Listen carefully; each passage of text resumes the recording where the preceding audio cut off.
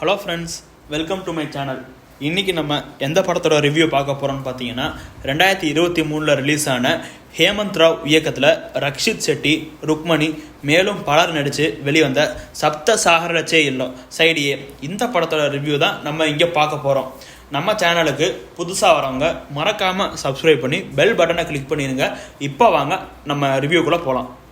இந்த படத்தோட heart of the story பற்றி நம்ம பார்த்தோம்னா, இந்த படத்தில் நடித்த ஹீரோயின் அவங்களுக்கு ஒரு ஆம்பிஷன் இருக்குது. என்னென்னு பார்த்தீங்கன்னா, ஒரு பெரிய வீடு வாங்கி அதில் அவங்க நம்ம நிம்மதியாக செட்டில் ஆகணும் தான் ஆசை. நம்ம ஹீரோ ஒரு பணக்கார வீட்டில் டிரைவராக இருப்பார். அந்த பணக்கார வீட்டுக்காரர் அவர் பையன் குடிச்சிட்டு காரை ஓட்டிகிட்டு போய் ஆக்சிடெண்ட் பண்ணி ஒருத்தங்களை கொன்றுவாங்க. நம்ம ஹீரோக்கும் இந்த இடத்துல பண தேவை இருக்குன்றதுனால அவரோட முதலாளிகிட்ட பணம் வாங்கி தான் இந்த கேஸில் ஆஜராக போகிறார். அதாவது நான் தான் இந்த ஆக்சிடெண்ட் பண்ணேன்னு அந்த முதலாளியோட பையனுக்கு பதிலாக இவர் அந்த பழியை ஏற்றுக்கிட்டு ஜெயிலுக்குள்ளே போவார். அவரோட முதலாளி சொல்லியிருப்பார், நான் அவனை சீக்கிரமாக வெளியே எடுத்துடுறேன்டா அப்படின்னு சொல்லியிருப்பார். ஆனால் அவர் சொன்ன வார்த்தையை காப்பாற்றவே மாட்டார். 10 வருஷம் நம்ம ஹீரோ ஜெயிலுக்குள்ளே தான் இருப்பார்.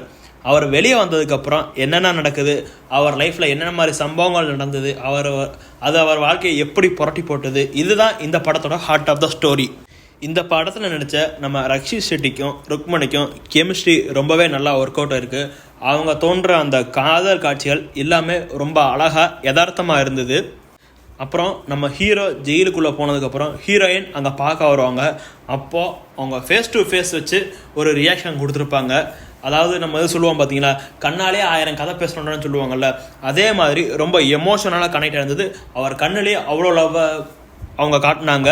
அந்த காட்டின விதம் ரொம்பவே நல்லா இருந்தது. இன்னொரு முக்கியமான ஒரு தகவலை நம்ம டைரக்டர் இந்த இடத்துல பதிவு பண்ணியிருக்காரு. அது என்னென்னு பார்த்தீங்கன்னா, யாரையும் அவ்வளோ சீக்கிரம் நம்பக்கூடாது. அப்படி நம்பி நம்ம ஒரு காரியத்தில் இறங்கிட்டோன்னா கண்டிப்பாக நம்ம முதுகில் தான் குத்துவாங்கன்னு இந்த இடத்துல டைரக்டர் ரொம்ப அழுத்தம் திருத்தமாக அதை ரொம்ப யதார்த்தமாக பதிவு பண்ணியிருக்காரு இங்கே. அதை எப்படின்னு பார்த்தீங்கன்னா, முன்னாடியே நான் ஹார்ட் ஆஃப் த ஸ்டோரியில் சொன்ன மாதிரி முதலாளி அவரை வெளியே இருக்கிறேன்னு சொல்லுவார். ஆனால் எதிர்பாராத விதமாக அவர் இறந்து போயிடுவார்.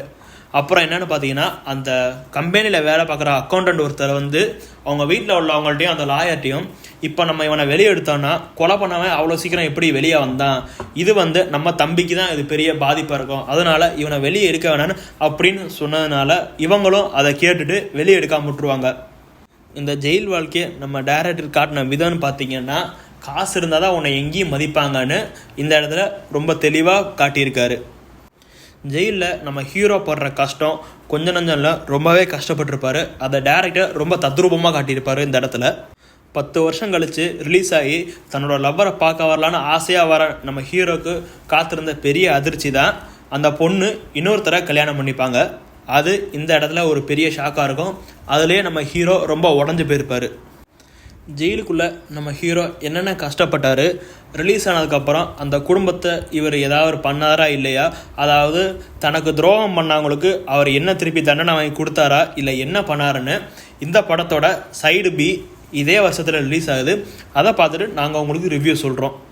இந்த படத்தோட ஸ்க்ரீன் பிளேவாக இருக்கட்டும், மியூசிக்காக இருக்கட்டும், எல்லாமே ரொம்ப சூப்பராக இருந்தது. அண்ட் இந்த படத்துக்கு ஒரு தூணாகவே அமைஞ்சிருச்சு. இது எல்லாமே படத்தோட எடிட்டிங், சினிமாட்டோகிராஃபி எல்லாமே ரொம்ப ஹார்ட் ஒர்க் பண்ணி அவ்வளோ சூப்பராக கொண்டு வந்திருக்காங்க இந்த படத்துக்காக. நம்ம ஹீரோ ரக்ஷித் செட்டி, அது யாருன்னு உங்களுக்கே தெரிஞ்சிருக்கும். சார்லி 777 படத்தில் நடித்த நம்ம ஹீரோ தான். அதில் எப்படி ஆக்டிங்கில் அவர் வேறு லெவலில் இருப்பாரோ அதே மாதிரி இந்த படத்துலையும் ஆக்டிங்கில் தெறிக்க விட்டுருப்பார். அதாவது ஒவ்வொரு சீனுக்கு ஏற்ற மாதிரி அவரும் சூப்பராக நடிச்சிருப்பார். காதல் காட்சிகளில் நல்ல ரொமான்ஸ் ஹீரோவாக, தன்னை ஏமாற்றிட்டாங்கன்னு தெரிஞ்சதுக்கப்புறம் அவர் கொடுக்குற ரியாக்ஷனாக இருக்கட்டும், 10 வருஷம் கழித்து ரிலீஸ் ஆகி வரும்போது அந்த பொண்ணு இன்னொருத்தரை கல்யாணம் பண்ணிடுச்சுன்னு தெரிஞ்சவொடனே அப்போ கொடுக்குற ரியாக்ஷனாக இருக்கட்டும், எல்லாமே ரொம்ப நேச்சுரலாக ஒரு சாதாரண மனுஷன் எப்படி இந்த கஷ்டத்தில் அனுபவிச்சுட்டு வெளியே வரும்போது இப்படி ஒரு சம்பவம் நடந்தால் ஒரு ரியாக்ஷன் கொடுப்போனோ அதே மாதிரி நம்ம ஹீரோ ஒரு ரியாக்ஷன் கொடுத்துருப்பாரு. அது ரொம்பவே அருமையாக இருந்தது இந்த படத்தில். இந்த படத்துக்கு நம்ம கொடுக்குற ரேட்டிங் என்னன்னு பார்த்தீங்கன்னா 10க்கு 8.5 கண்டிப்பாக கொடுக்கலாம். இந்த படம் அமேசான் ப்ரைம் வீடியோவில் அவைலபிளாக இருக்குது. நீங்கள் ஃபேமிலியாக உட்காந்து வீக்கெண்டில் ஒரு நல்ல படத்தை பார்த்து என்ஜாய் பண்ணலாம். அதுக்கு இந்த படம் ஒர்த்தாக இருக்கும். இந்த வீடியோ உங்களுக்கு பிடிச்சிருந்தா மறக்காமல் சப்ஸ்கிரைப் பண்ணி பெல் பட்டனை கிளிக் பண்ணிடுங்க. மேலும் சினிமா அப்டேட்ஸ் தெரிந்து கொள்ள டீம்ஸ் யூ சேனலை மறக்காமல் ஃபாலோ பண்ணுங்கள். தேங்க்யூ.